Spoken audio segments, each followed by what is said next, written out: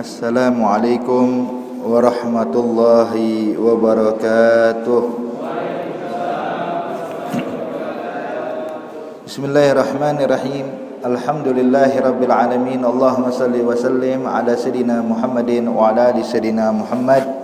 Nawaina ta'allum wa ta'lim, tadhakkar wa tazkir wa naf'a wal intifa' wal ifada wal istifada wal hatta ala tamassuki bi kitabillah wa sunnati rasulillah wa du'a ilal huda wa dalala alal khair ibtigha wajhillah mardatihi wa qurbihi wa thawabihi subhanahu wa ta'ala.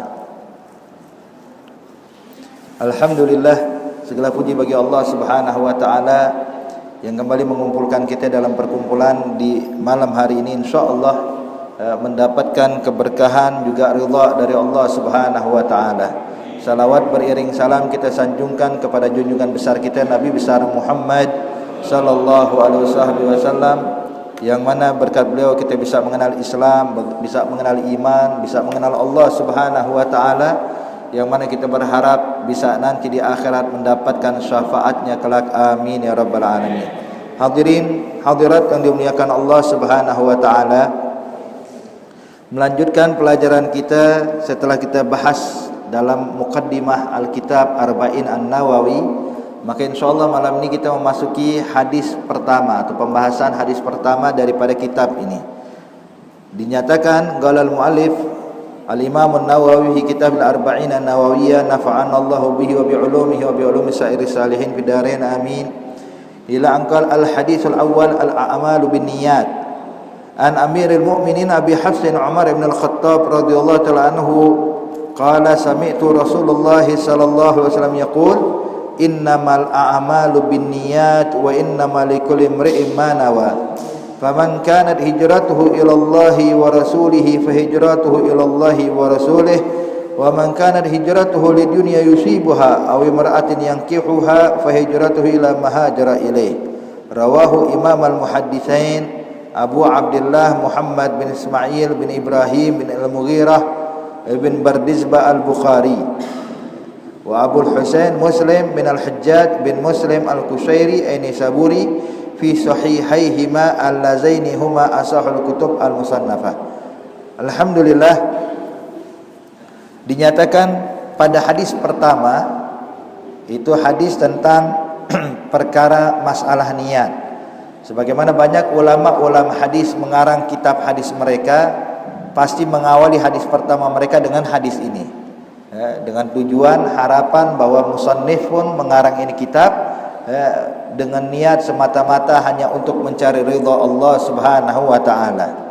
Ini hadis diriwayatkan oleh Sayyidina Amirul Mukminin Umar ibn al-Khattab. Kalimat Amirul Mukminin ayyuhal ahbab itu yang pertama kali menyandangnya adalah Sayyidina Umar. Adapun Sayyidina Abu Bakar Siddiq radhiyallahu ta'ala anhu arda, gelar beliau setelah wafatnya Nabi Muhammad, gelar beliau adalah Khalifatu Rasulillah. Khalifah artinya pengganti, penggantinya Rasulullah atau penerusnya Nabi Muhammad, Khalifatu Rasulillah. Maka setelah Sayyidina Abu Bakar Siddiq, awalnya gelar Sayyidina Umar pun juga bukan Amirul Mukminin. Gelarnya dia adalah Khalifati Rasulillah. Penerus dari penerusnya Nabi Muhammad, yakni penerusnya Sayyidina Abu Bakar Siddiq. Maka Sayyidina Umar ibn al-Khattab pun berpikir, ini kalau dia aja Khalifati Rasulillah, lalu bagaimana dengan orang setelahnya? Bakal panjang lagi gelarnya ya, bakal menjadi Khalifati Rasulillah, dan selanjutnya bagaimana? Akhirnya setiap orang setelah mereka itu bakal menyandang gelar panjang, hadirin. Maka sekali waktu Sayyidina Umar ibn al-Khattab pernah mengumpulkan kaum mukminin. Ketika dikumpulkan orang-orang beriman, para sahabat-sahabat Rasulullah sallallahu alaihi wasallam, maka dia pun berkata, kata Sayyidina Umar, "Qal ayyuhal mu'minun ana amirukum." Wahai orang-orang beriman, saya adalah amirnya kalian atau saya adalah pemimpinnya kalian. Maka sebab itulah Sayyidina Umar digelari dengan kalimat Amirul Mukminin, pemimpinnya orang yang beriman. Nah, akhirnya gelar itu menjadi resmi. Siapapun yang menjabat kepemimpinan setelah wafatnya Sayyidina Umar digelari dengan kalimat Amirul Mukminin. Nah, ini kadang-kadang Yang perlu kita koreksi sedikit Bapak, khususnya kadang-kadang kalau sholat tarawih ini masih banyak yang salah ya. Itu habis kalau sholat tarawih ingin menyebutkan Sayyidina Abu Bakar Siddiq, juga dibilang Amirul Mukminin. Amirul Mukminin Abu Bakar Siddiq radhiyallahu ta'ala anhu. Nah, ini kurang tepat. Yang tepat adalah Khalifatul Rasulullah Abu Bakar Siddiq. Kalau Sayyidina Umar, iya Amirul Mukminin. Sayyidina Utsman Amirul Mukminin, Sayyidina Ali Amirul Mukminin. Tapi Sayyidina Abu Bakar Siddiq gelarnya adalah Khalifatul Rasulullah, bukan Amirul Mukminin. Wah, kata. Jadi kalau memang ada kesalahan bisa dibenarkan nantinya, dikoreksi. Taib. An Amirul Mukminin Abi Hafsin. Taib. Abi Hafsin, kalimat hafiz saudara sekalian adalah dalam bahasa Arab artinya singa. Singa. Ini Sayyidina Umar Ibn Al-Khattab radhiyallahu ta'ala anhu ardah digelari Abu Hafsin, bukan karena bapaknya Hafsah. Memang Sayyidina Umar punya anak perempuan Hafsah, istrinya Nabi Muhammad Ummul Mukminin. Tapi dia digelari Abu Hafsin bukan karena bapaknya Siti Hafsah, bukan. Tapi karena memiliki sifat keberanian Sayyidina Umar bagaikan singa. Sifat keberanian beliau, sifat tegas beliau, akhirnya dia digelari oleh ulama Abu Hafsin. Digelari oleh sahabat Abu Hafsin karena keberanian beliau.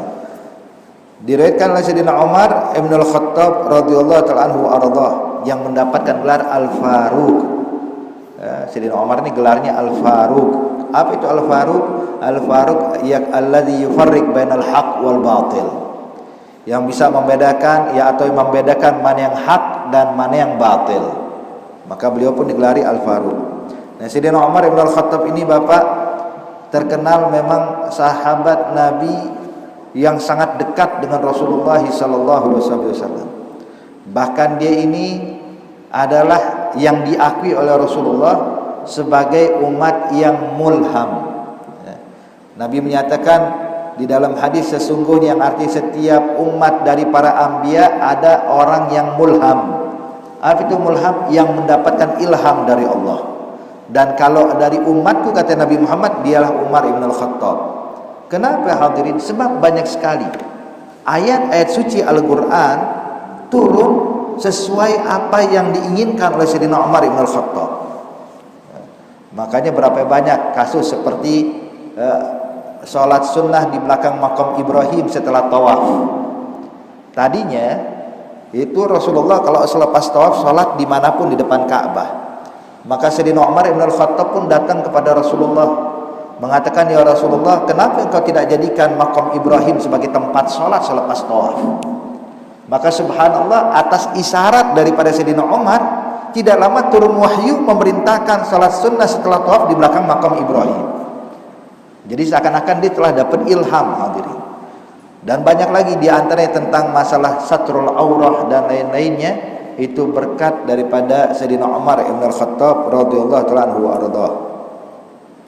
Sayyidina Umar Ibn Al-Khattab beliau meninggal pada usia yang sama seperti Rasulullah, pada usia 63 tahun. Dan beliau ini benar-benar sahabat yang sangat cinta kepada Rasulullah sallallahu alaihi wasallam. Sampai beliau hadirin ketika dalam keadaan sakarat, ketika dia memimpin salat subuh, ini sebab terbunuhnya Sayyidina Umar Ibn Al-Khattab. Ketika dia sedang salat subuh, maka datang Abu Lu'lu'ah.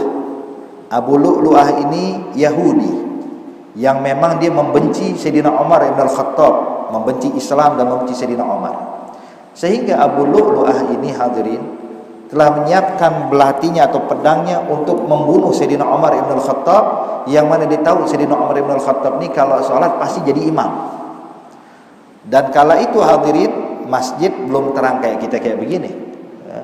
Zamannya Sayyidina Umar lampunya masih lampu minyak, itu pun jarang-jarang. Sholat subuh itu dalam keadaan redup hadirin, dalam keadaan gelap. Subhanallah.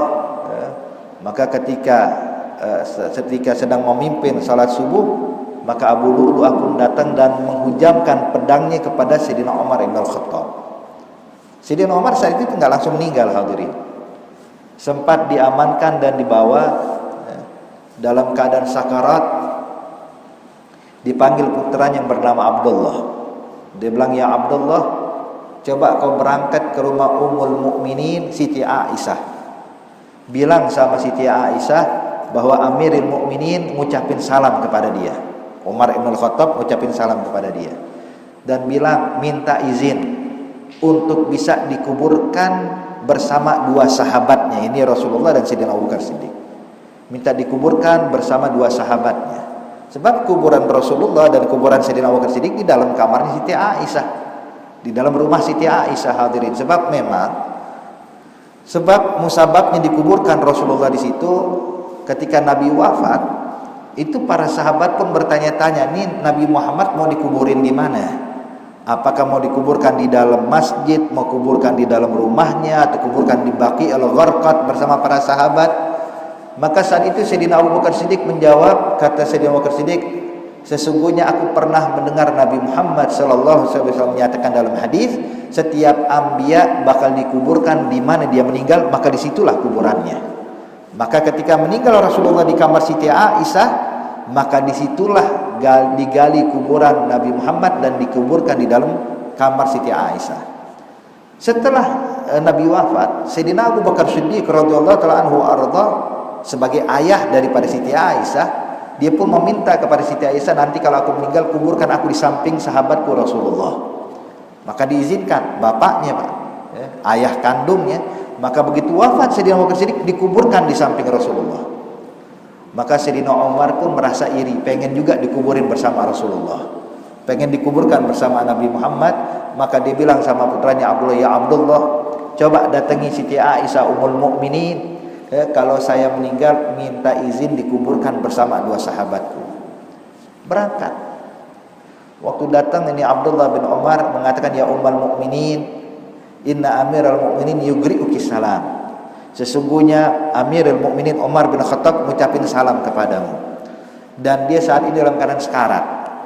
Dia meminta izin kepadamu. Kalau memang diizinkan, dia minta kalau meninggal dikuburkan bersama dua sahabatnya itu di rumahmu.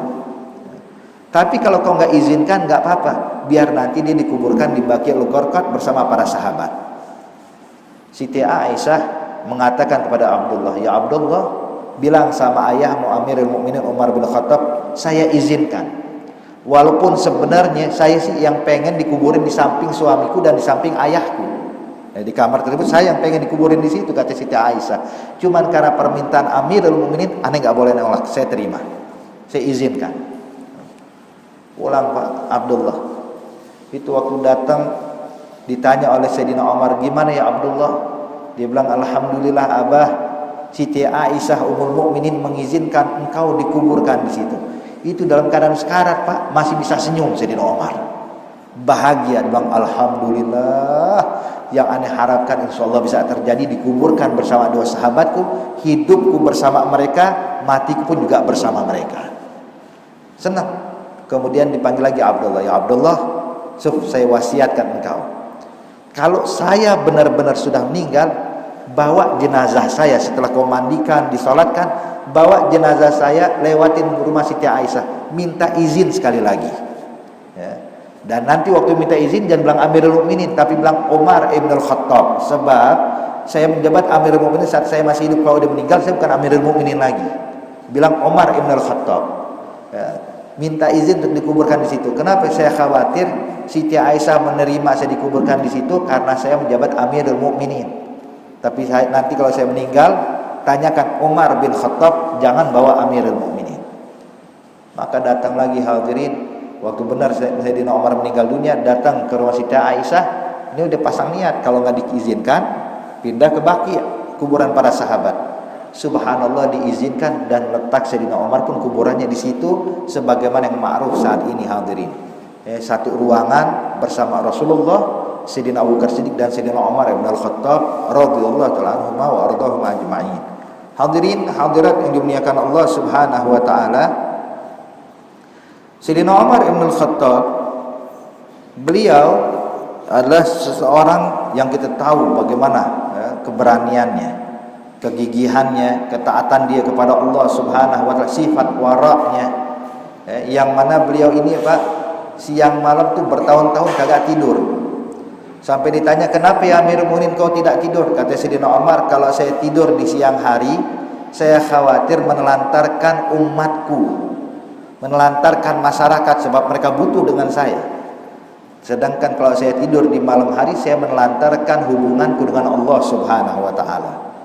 Jadi tidurnya jarang, banyak begadangnya, banyak ibadahnya, banyak taatnya kepada Allah Subhanahu wa ta'ala. Siang malam cuman mikirin umat, cuman mikirin bagaimana hubungan dia dekat dengan Allah Subhanahu wa ta'ala. Baik.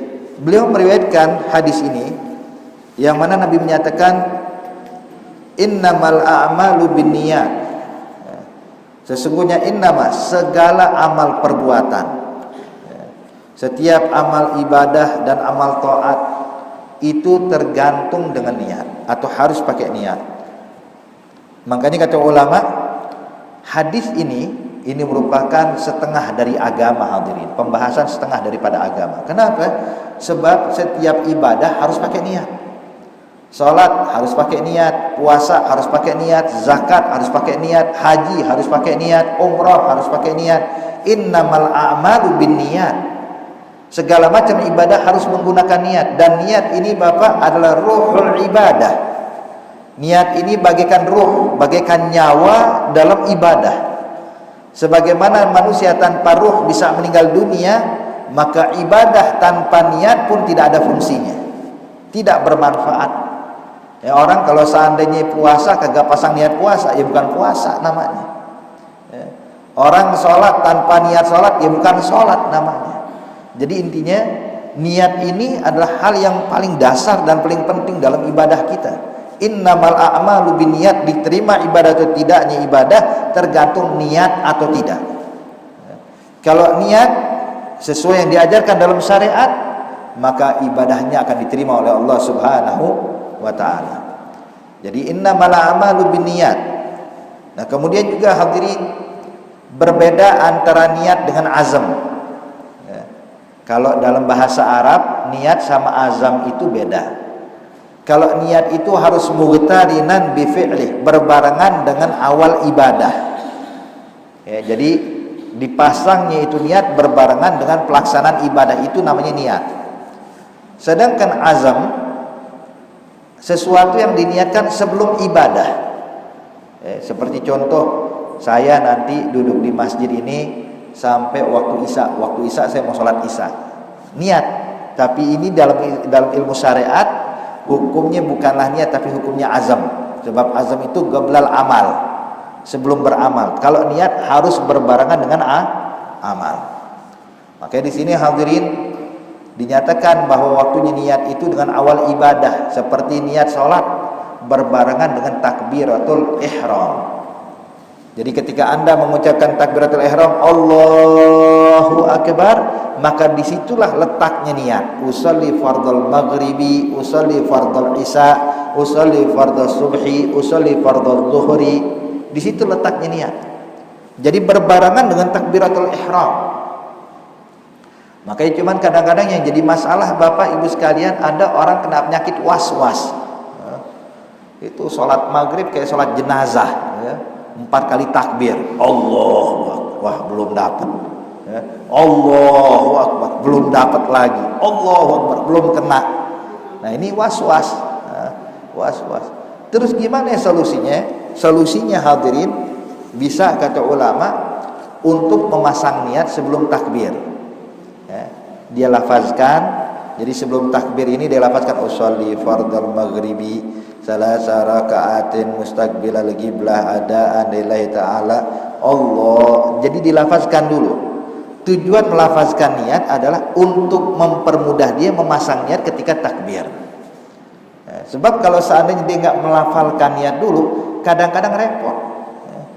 Coba sekarang kalau seandainya saya bilang ayo kita sholat, niat sholat isya, saya baca takbir, dalam hati antum baca niat, mungkin agak kagok kita. Tapi kalau saya bimbing, ayo kita pasang niat sholat isya dulu, usolli fardul isya arba'a raka'atin mustaqbilal qiblah adaan lillahi ta'ala Allahu Akbar. Itu waktu kita membaca lafaz takbir Pak, niat yang barusan kita lafalkan barusan itu masih terngiang-ngiang dalam hati kita. sehingga kita bisa dengan mudah menyebutkannya atau memasang niatnya di dalam hati. Maka di sini kalau ada orang kena penyakit was-was, saya anjurkan melafalkan niat dulu sebelum takbir, dan memang hukumnya kata ulama sunnah. Taib. Jadi niat harus berbarengan dengan awal perbuatan. Seperti niat wudu, kapan niat wudu? Ketika membasuh muka. Ketika ambil air untuk basuh wajah, nawaitul wudu alis shalah atau nawaitu tahara rafi hadasil asghar. Ya, jadi berbarengan dengan basuh muka. Ya, maka ini niat. Adapun azam itu qablal fi'il. Sebelum beramal. Saya pengen wudu nanti, saya pengen sholat nanti, saya pengen ini. Kalimat-kalimat dalam hati pengen melakukan sesuatu tapi tidak dibarengi dengan awal perbuatan, itu namanya azam dalam bahasa Arab. Walaupun dalam bahasa Indonesia nggak ada bedanya Pak, niat sama azam. Azam sama niat dalam bahasa kita sama. Saya besok mau berangkat ke Surabaya. Ini orang Indonesia bilang apa itu? Niat. Saya niat mau ke Surabaya besok. Saya niat. Itu bahasa Indonesia. Niat sama azam nggak ada bedanya. Tapi fil lughatul arabiyyah, dalam bahasa Arab dan dalam bahasa syariat, niat dengan azam itu berbeda. Nah, makanya di sini Nabi menyatakan innamal a'malu binniyat, bukan bil azam, tapi dengan niat. Kemudian Bapak Ibu sekalian, ada beberapa jenis ibadah. Dia itu tidak mungkin pakai niat, tapi harus pakai azam. Tapi kata ulama, azamnya itu menggantikan kedudukan atau posisi niat. Kenapa? Karena sulit dibarengi dengan awal ibadah. Seperti apa contoh? Kayak puasa. Bapak Ibu sekalian, kalau puasa Ramadan dari maghrib apa dari subuh puasanya? Dari subuh ya, subuh sampai maghrib. Tapi Bapak niat puasanya dari malam apa pas subuh? Dari malam. Habis sholat tarawih langsung pimpin nawaitu shauma ghadin an adai fardhi syahri Ramadan hadhihi sana lillahi ta'ala. Puasanya kapan? Besok subuh. Tapi niat dari malam. Kenapa hadirin? Ini kan dalam bahasa syariat ini namanya azam, bukan niat. Sebab kalau niat itu harus berbarengan dengan awal ibadah, memang betul. Tapi kata ulama, dikarenakan sulit membarengkan dengan awal ibadah, maka diizinkan memasang niat sebelumnya atau dikenal dengan azam. Hakata. Coba kalau saya mau barengin pas azan subuh, repot kita. Ntar pas dikit lagi azan subuh, tunggu 10 detik lagi azan subuh, hitung bareng-bareng 10, 9, 8, nawaitu shauma ghadin. Repot. Repot hadirin. Makanya karena repot dan sulit untuk dibarengkan dengan awal ibadah, diizinkan didahulukan sebelum ibadah. Contoh yang pertama ya, ini niat puasa. Contoh kedua hadirin, seperti menunaikan zakat. Kita menunaikan zakat fitrah atau zakatul mal, itu kita niatkan terlebih dahulu, baru nanti kita serahkan kepada panitia atau baru kita serahkan kepada fakir miskin. Bukan berbarengan, ada fakir miskin, ante miskin kok, nih pegang, saya niatkan di zakat fitrah yang wajib. Enggak, kita niatin dulu sebelumnya. Kenapa? Karena sulit. Sebab kalau kita nunggu nyari, makanya kita mau titipkan ini semua kepada panitia yang mau diatur. Maka kita niatkan dulu. Setelah kita niatkan, baru kita serahkan ke panitia. Panitia, saya wakilkan engkau untuk menyalurkan zakat fitrah yang wajib atas saya dan atas keluarga saya tahun ini diberikan kepada mustahik. Taukil. Tapi niat sebelumnya. Ini pun salah satu hal yang diizinkan dalam syariat, azam tapi menggantikan posisi niat. Berikutnya, azam menggantikan posisi niat. Seperti sebentar lagi nih Idul Adha. Kalau nyembelih kambing, nyembelih sapi, itu sebelum nyembelih kan diniatin dulu. Ini korban diniatkan atas nama fulan ibn fulan. Habis diniatin baru sembelih. Kenapa? Sebab orang kalau nyembelih harus fokus, harus konsentrasi. Coba kalau seandainya nyembelih sambil pasang niat, ini takutnya salah potong hadirin, akhirnya bukan jadi halal, jadi bangkai nantinya. Makanya di situ diizinkan untuk pasang niat terlebih dahulu sebelum pelaksanaan ibadah. Azamnya menggantikan posisi niat. Sama dengan udhiyah, dengan kurban akikah. Nyembelih kambing buat akikah sama tuh diniatin. Siapa niatnya? Sebelum penyembelihan. Jadi ini ada beberapa jenis ibadah dia menggunakan azam tapi menggantikan posisi niat. Intinya hadirin, ibadah itu harus menggunakan niat, ya. Harus pakai niat. Jadi jangan enggak pakai niat. Innamal a'malu binniyat wa innamal likulli imri'in ma nawa. Kemudian juga perlu kita jelaskan bahwasanya fungsi daripada niat itu apa sih? Fungsi daripada niat itu adalah tamyizul adah anil ibadah, untuk membedakan mana yang ibadah, mana yang bukan ibadah. Kayak kita sekarang lagi duduk di masjid saat ini. Yang niat i'tikaf dapat pahala ibadah duduknya kita di sini. Tapi kalau kagak niat i'tikaf, maka duduknya tidak dihitung ibadah. Maka ini saya ingatkan, ini mumpung kita di masjid, ya, pasang niat i'tikaf Bapak Ibu sekalian, ya. Biar duduknya kita sampai isya, duduknya kita dihitung ibadah oleh Allah Subhanahu wa taala. Jadi fungsi niat yang pertama untuk membedakan mana yang ibadah, mana yang tidak ibadah. Yang kedua, fungsi daripada niat adalah tamyiz an maratibil ibadah, untuk membedakan kedudukan ibadah yang satu dengan ibadah yang lainnya. Seperti ibadah sunnah sama ibadah wajib beda. Sekarang apa yang membedakan ini sunnah atau wajib? Yang membedakan adalah niat. Contoh, kita sekarang niat i'tikaf. Kita bilang saya niat i'tikaf di masjid ini selagi saya berada dalam masjid. Nawaitul i'tikaf fi hadzal masjid madumtu fihi lillahi ta'ala. Kita pasang niat i'tikaf. Ada salah satu di antara kita duduk di masjid, dia bernazar. Dia bernazar dari rumah, saya bernazar mau i'tikaf dalam masjid antara maghrib sampai isya malam ini. Jadi taklim sekalian i'tikaf. Jadi nazar. Begitu sampai masjid, maka niatnya adalah nawaitul i'tikaf hadzal masjid manzuran lillahi ta'ala. Saya niat i'tikaf menjalankan nazarku karena Allah. Menjalankan nazar hukumnya wajib atau sunnah? Wajib. Artinya yang pasang nazar dapetin pahala wajib, yang tidak pasang nazar dapat pahala sunnah. So, apa yang membedakan? Padahal kalau dilihat duduknya sama. Dan duduknya sama dalam masjid, jamnya sama, waktunya sama, yang dilakukan juga sama. Tapi yang membedakan adalah yang ini wajib, ini sunnah. Gimana bedanya? Gara-gara niat. Makanya fungsinya niat tamyiz an maratibil ibadah, untuk membedakan kedudukan ibadah yang wajib dengan yang sunnah wa hakadha. Kemudian Nabi menyatakan wa innamal likulli imri'in ma nawa. Dan setiap perkara tergantung dari apa yang diniatkan. Baik atau tidaknya perbuatan tergantung niat. Apapun yang kita lakukan hadirin, kalau niatnya bagus, bagus, niatnya buruk, buruk. Jadi baik atau tidak baiknya amalan, kualitas ibadah seseorang itu juga dinilai daripada niat. Kalau orang sholatnya bagus, cuma niatnya riya, kira-kira bagus apa buruk di hadapan Allah? Buruk. Baca Quran sehari satu kali khatam, bagus, masya Allah, cuma niatnya sum'ah, buruk.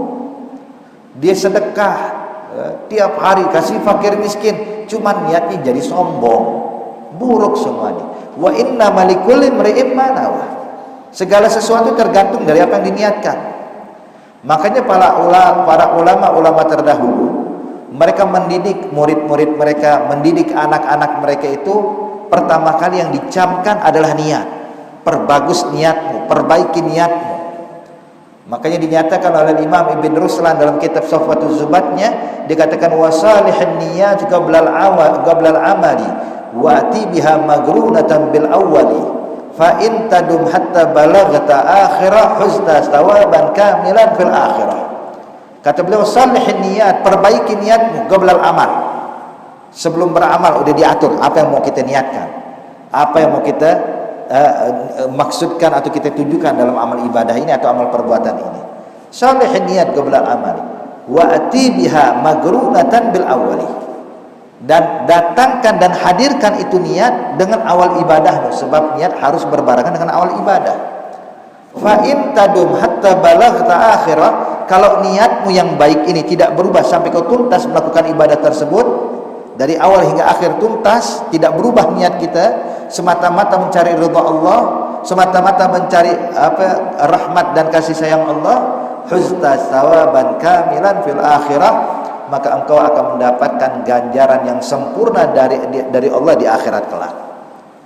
Makanya Ya, orang-orang dulu tuh ngajarin anaknya tentang masalah niat, Pak, kayak ngajarin anaknya baca surah Al-Fatihah. Kita kalau ngajarin anak kita baca surah Al-Fatihah itu tiap hari kadang-kadang kita dengerin, ada yang salah nggak sampai benar bacaannya. Makanya kita subhanallah Bapak Ibu sekalian, ya, jarang dapetin kalau kita sholat tuh lupa surah Al-Fatihah. Kalau surah yang lain kadang lupa, iya. Ya, kadang kita ngalamin. Kadang kuliah ayyuhal kafirun nggak kelar-kelar. La abudu ma ta'budu wa la antum ma'bud, la antum ma'budun. Wah, panjang lebar, bolak-balik nggak kelar-kelar. Tapi subhanallah Al-Fatihah, subhanallah jarang kita dapatkan orang lupa baca surah Al-Fatihah. Iyyaka na'budu wa iyyaka nasta'in, terus diam mikir. Pernah kayak begini? Jarang. Ya. Paling kalau ada paling 1-2 orang doang hadirin. Ya, ini kalau udah mulai lupa baca surah Al-Fatihah berarti masalahnya lagi banyak banget kayak begini. Orang biasa kalau sholat, dalam sholat bacaan surah lupa punya masalah, berarti kebawa dalam sholat. Cuman subhanallah biasanya Al-Fatihah nggak lupa, tapi kalau dia lupa parah berarti masalahnya ya. Makanya di sini hadirin hadirat yang dimuliakan Allah Subhanahu wa taala, Al-Fatihah ya, kita tanyakan pada anak-anak kecil kita nih hingga yang dewasa itu subhanallah hafal surah Al-Fatihah.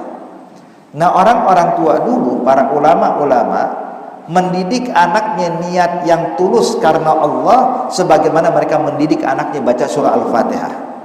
Itu diperhatikan betul. Tiap anak yang melakukan, niat ente apa nak? Niat ente apa nak? Sebelum jalan sama abahnya bilang, nak nanti niatin begini, niatin ini, niatin ini. Jadi sebelum dia berjalan, sebelum dia melakukan aktivitas, yang pertama diajarkan niat. Subhanallah. Nah, ini mulai jarang sama kita. Kita kadang-kadang kerja cari nafkah itu keluar rumah begitu aja tanpa niat. Padahal kalau diniatkan, Pak, wah, pekerjaan kita dihitung ibadah sama Allah. Kalau seandainya kita kerja, kenapa ente kerja? Ya mencari nafkah, Bib, untuk bisa memberikan nafkah kepada keluarga, memberikan nafkah kepada anak istri. Biar saya tidak menjadikan anak istri saya menjadi pengemis meminta-minta. Jadi saya memberikan nafkah. Biar saya bisa kalau punya ada uang saya bisa sedekah. Saya niatkan nanti kalau saya punya uang bisa bantu orang tua saya kalau punya uang bisa melakukan ini dan itu. Jadi diniatkan banyak hal kebaikan. Maka Bapak Ibu sekalian, aktivitas yang kita lakukan setelah kita niatkan itu bernilai ibadah semuanya. Walaupun kerjanya depan komputer cuma ngetik doang hadirin, tapi dapat pahala ibadah banyak sekali. Maka ini niat ya. Makanya orang-orang dulu seperti itu. Makanya kata ulama ya, barang siapa yang meniatkan di dalam dirinya ketika keluar rumah untuk membantu orang yang membutuhkan, atau kalau seandainya ada orang buta ingin menyeberang tidak bisa, dia bantu untuk membantu menyeberang. Kalau dia melihat sesuatu di jalan ada benda yang membahayakan kaum muslimin seperti paku, duri dan lain-lainnya, dia singkirkan. Diniatkan sebelum jalan. Itu begitu dia keluar rumah, dia dapatkan pahala itu semuanya. Walaupun di jalan dia nggak ketemu orang buta, di jalan dia nggak melihat duri, di jalan dia tidak melihat sesuatu yang berbahaya. Itu apa yang diniatkan semuanya dihitung ibadah oleh Allah Subhanahu wa taala. Bagaimana hadirin pernah dikisahkan di dalam riwayat, ada salah satu di masa Nabi Bani Israel. Kali itu mereka ini ngalamin masa pancaklik hadirin, sehingga memaksa warga kampung tersebut untuk keluar mencari nafkah di luar kampung. Sekali waktu salah satu dari anggota orang kampung tersebut keluar untuk mencari nafkah. Begitu keluar kampungnya dia melihat tumpukan pasir. Karena tinggal di padang pasir, dia lihat bukit pasir begitu besar. Dia pun takjub, kagum. Kemudian dalam hati dia berkata, dia bilang, ya Allah, kalau aja ini bukit pasir merupakan bukit gandum dan milik saya semuanya, saya bakal sedekahkan buat orang-orang yang ada di kampung saya. Jadi nggak perlu lagi cari kerja di luar. Mereka udah ada kasih makan. Satu kampung ada kasih makan. Habis ini jalan. Begitu dia jalan hadirin, maka Allah menyampaikan wahyu kepada Nabi di zaman tersebut. Allah sampaikan kepada Nabi ini, bilang, ya Nabiku sampaikan pada Fulan bin Fulan, bilang sedekahnya udah ane terima. Sedekah apa? dia belum mengeluarkan sepeser pun hadirin. Cuman karena niat tulusnya kepada Allah Subhanahu wa taala, maka diijabah dan dikabulkan oleh Allah Subhanahu wa taala. Ini persis sebagaimana kasus Sayyidina Abdullah ibn al-Mubarak, salah satu orang soleh. Abdullah ibn al-Mubarak hadirin, dia ini tiap tahun dia membagi setiap tahunnya dengan kegiatan ibadah. Tahun pertama untuk menimba ilmu, tahun kedua untuk pergi haji, tahun ketiga untuk berjihad, dan dia rutinkan kayak begitu. Jadi pergi hajinya 3 tahun sekali, Pak. Pas waktu giliran dia pergi haji, dia udah siapkan tuh, ini tahun dia pergi haji, disiapkan bekalnya, disiapkan kendaraannya, disiapkan uangnya untuk berangkat. Orang dulu kalau pergi haji nggak kayak kita 40 hari pulang. Orang dulu kalau pergi haji bisa berbulan-bulan hadirin. Nah ini Ibn al-Mubarak disiapkan tuh bekal yang banyak, uang yang banyak untuk pergi haji. Ikut rombongan. Begitu jalan bersama rombongan, di kejauhan Abdullah Ibn al-Mubarak ngelihat ada satu wanita tua, ada satu orang wanita sedang memotong-motong bangkai kambing. Ibn al-Mubarak melihat perempuan memotong bangkai kambing, hadza haram. Maka didatangi oleh Ibn al-Mubarak. Ibn al-Mubarak pun berpisah dari rombongan hadirin. Datang kepada itu wanita sambil mengatakan, "Qal ya fulana, da'i hadhil maitah." Ya fulana, tinggalkan bangkai kambing ini, hadza haram, najis, tidak boleh dimakan. Maka ini wanita yang tahu ini Ibn al-Mubarak berkata kepada Ibn al-Mubarak, "Qal ya Ibn al-Mubarak, ini bukan urusan ente. Ini bukan urusanmu, jadi enggak usah ikut campur." Kata Ibn al-Mubarak, "Gimana bukan urusan saya? Bermaksiat depan mata saya. Engkau memotong bangkai, najis, haram, hukumnya dimakan di depan mataku. Tentu ini urusan saya," kata Ibn al-Mubarak. Maka ini perempuan bilang, "Ya Ibn al-Mubarak, sesungguhnya bangkai kambing ini haram bagi kalian tapi halal bagi kami." Tambah bingung Ibn al-Mubarak, kok bisa jadi halal bagimu? Allah sudah bilang dalam Al-Quran, ini maitah, hukumnya najis, haram. Maka wanita ini pun menjawab, "Ya Ibn al-Mubarak, ketahuilah, ini halal bagi kami sebab saya ini dalam keadaan muttor, terpaksa. Saya punya anak-anak masih kecil. Suami saya sudah meninggal dunia, tidak ada yang memberikan nafkah buat kami. Anak-anakku sudah 2 hari nggak makan. Kalau dia hari ini nggak makan, kemungkinan bisa meninggal semua, anak saya kelaparan. Maka saya bilang, ini bangkai haram bagi kalian tapi halal bagi kami sebab Allah mengizinkan kami untuk memakan sesuatu walaupun haram karena dalam keadaan muttar." Maka Ibn al-Mubarak dengar kayak gitu, Pak, tersentuh hati dia. Ya Allah, saya mau pergi haji, ngelihat ada wanita dalam keadaan sulit kayak begini, nggak tega Ibn al-Mubarak. Kata Ibn al-Mubarak, "Fulana, hei wanita, kalau gitu coba jangan kau teruskan. Ini bangkai kambing jangan kau makan." Kata ini perempuan, "Kenapa ya Ibn al-Mubarak?" Dia bilang, "Sudah, bawa semua perbekalan hajiku buat engkau kasih makan keluargamu." Maka Ibn al-Mubarak turun dari untanya, dikasih kepada ini perempuan, "Nih onta saya beserta bekalnya, beserta uangnya, ambil untukmu, kasih makan keluargamu." Ini wanita senangnya bukan main. Pulang ke rumah bawa bekal haji hadirin. Ibaratnya itu bawa uang tuh ratusan juta rupiah ya. Senang. Ibn al-Mubarak sedih. Tahun ini nggak bisa pergi haji. Kayak kita ini sekarang hadirin ya. Nggak bisa pergi haji, di mana-mana berkurang semuanya. Sedih kita. Maka kalau kita punya niat seperti Ibn al-Mubarak, Pak, insya Allah dapat pahala haji kita. Ini Ibn al-Mubarak dalam keadaan sedih, pulang dia. Dia doa, "Ya Allah, kerinduanku kepada Engkau, kerinduanku kepada Ka'bah, kerinduanku untuk ibadah. Tahun ini nggak bisa, gara-gara saya serahkan semua bekalku kepada orang yang membutuhkan." Maka khalas. Ketika setelah beberapa bulan kemudian rombongan haji pulang, dan kebiasaan kampungnya Ibn al-Mubarak, kalau orang baru pulang haji, Pak, disambut dari pintu gerbang kampung. Bukan di rumahnya, tapi disambut dari luar kampung tuh. Pintu gerbang kampung ditungguin di situ. Rombongan berangkat, Ibn al-Mubarak ikut. Maka ketika ketemu ada satu orang rombongan haji, maka diucapkan kalimat selamat, tahniah, dengan ucapan doa, "Hajjan mabrur, sa'yan maskur, tijaratan lan tabur." Semoga hajimu menjadi haji yang mabrur, ibadahmu diterima oleh Allah Subhanahu wa taala.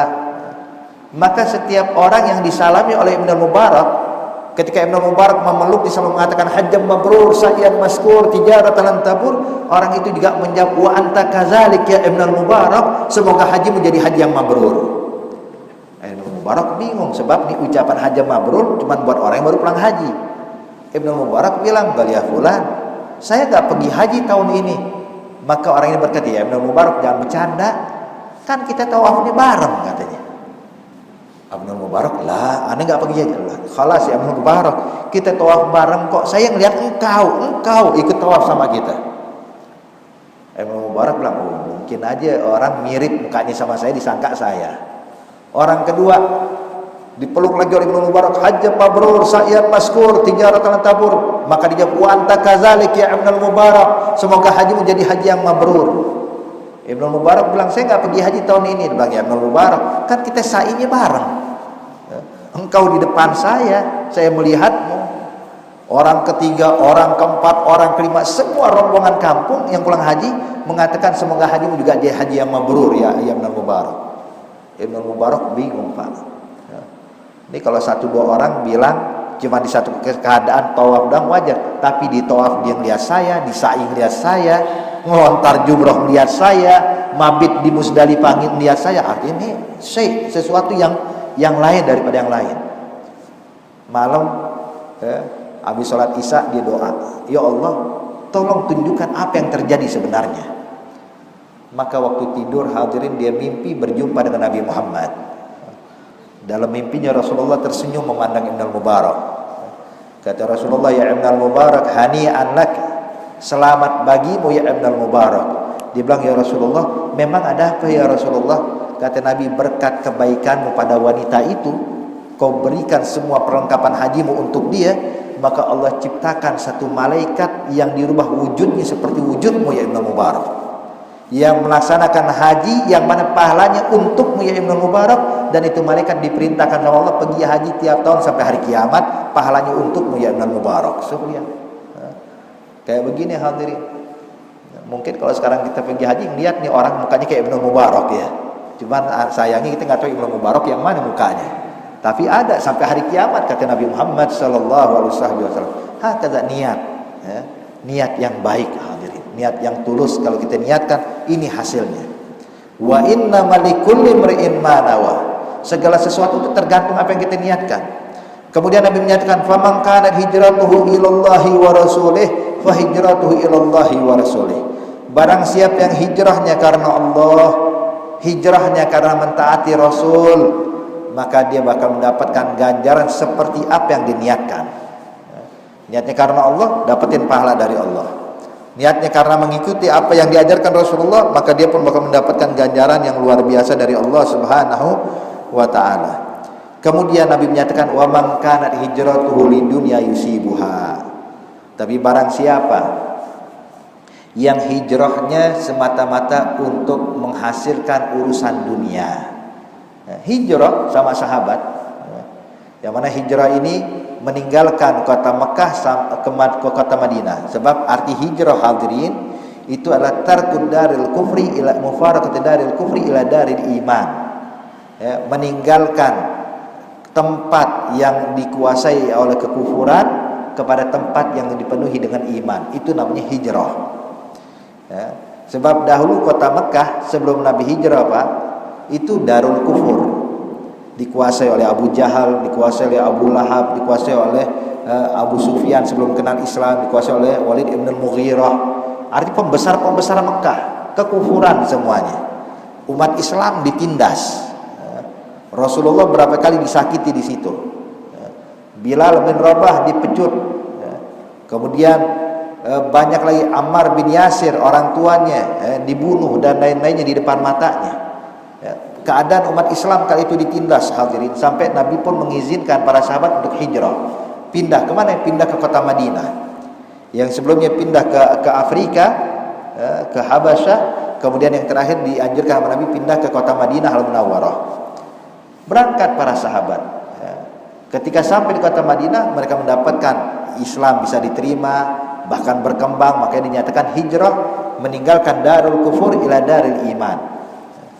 Kemudian Nabi pernah menyatakan, hadirin, kata Nabi, la hijrata ba'dal fath. Setelah Fathul Makkah tahun 8 Hijriah, kata Nabi, la hijrata ba'dal fath, tidak lagi ada hijrah dari Mekah setelah Fathul Makkah.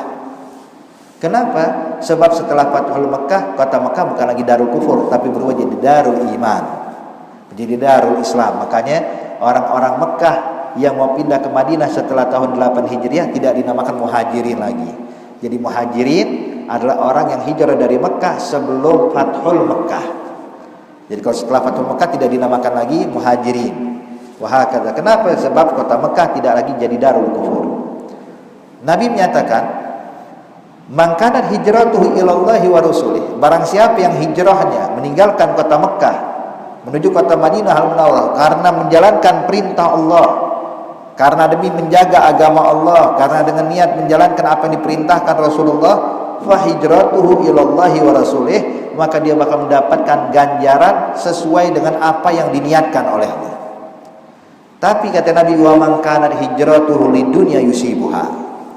Tapi kalau hijrahnya ke kota Madinah dari Mekah menuju kota Madinah dengan tujuan untuk mencari harta duniawi, mau bisnis, ya, mau berdagang, ikut rombongan sahabat ke kota Madinah bukan karena Allah, bukan karena Rasulullah, tapi karena untuk mendapatkan dunia. Awim meraatin yang kihuha, atau dengan tujuan menikahi seorang wanita yang ada di kota Madinah. Sebab memang ada di antara mereka, hadirin, pindah ke kota Madinah tujuannya bukan karena menjaga Islam, menjaga iman, bukan, tapi karena untuk menikahi kekasihnya yang bernama Ummul Qais di kota Madinah. Makanya dikenal dengan muhajir Ummul Qais. Ini hijrah gara-gara Ummul Qais, ya. Jadi dia tujuannya menikah, bukan karena Allah, bukan karena Rasulullah. Maka kata Rasulullah, fa hijratu ila ma hajara ilaih, maka dia bakal dapatin sesuai dengan apa yang diniatkan. Pahala enggak. Makanya di sini penting bagi kita, hadirin, jangan kita beranggapan perkara yang baik, ya, yang kita lakukan zahirnya baik pasti mendatangkan pahala begitu saja. Enggak, tergantung niat apa kagak. Niat atau tidak. Kalau kita niat baik, jadi baik. Begitu juga sebaliknya, kadang amalan yang bagus, kalau kita lihat hijrah kurang bagus apa? Menjalankan perintah Allah, menjalankan ajaran Rasulullah, menjaga Islam, menjaga iman, tapi ketika niatnya bukan karena Allah, sia-sia, tidak mendapatkan pahala sama sekali.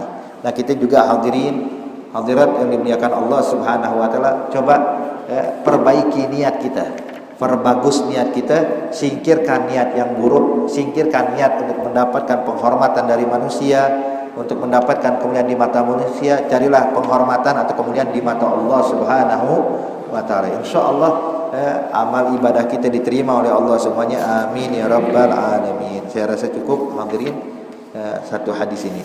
Al-Fatihah bil qabul wa tamsima li walidina walidikum amwatina amwatikum amwatil muslimin ajmain ala hadhihi niyatin salihah wa ila hadratin Nabi Muhammadin sallallahu alaihi wasallam. Al-Fatihah.